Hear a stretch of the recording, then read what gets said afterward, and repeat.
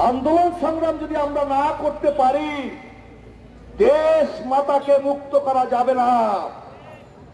আন্দোলন সংগ্রাম যদি আমরা না করতে পারি, আমাদের যে দায়িত্ব, আমাদের যে অধিকার, আমরা শহীদ জিয়ার দল করতে গিয়ে জনগণকে যে ওয়াদা দিয়েছি, সেই ভোট আর ভাতের অধিকার বাস্তবায়ন করতে পারবো না।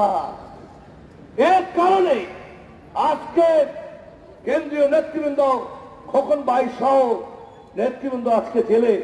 আমিও কয়েকদিন আগে জেল খেতে বেরিয়ে এসেছি।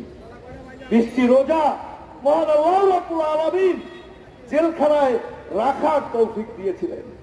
বারবার জেলে যাচ্ছি, কিন্তু জেলেই শেষ সমাধান নয়। আমাদেরকে ঐক্যবদ্ধ হতে হবে।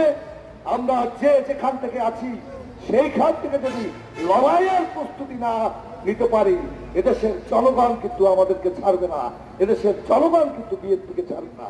অতএব লড়াই করতে হবে। এই লড়াই বিজয় আমাদের হবেই, জনগণের হবেই ইনশাআল্লাহ। অচিরেই তত্ত্বাবধায়ক সরকারের অধীনে এদেশে নির্বাচন হবে। প্রস্তুত থাকুন রাজপথের লড়াইয়ের।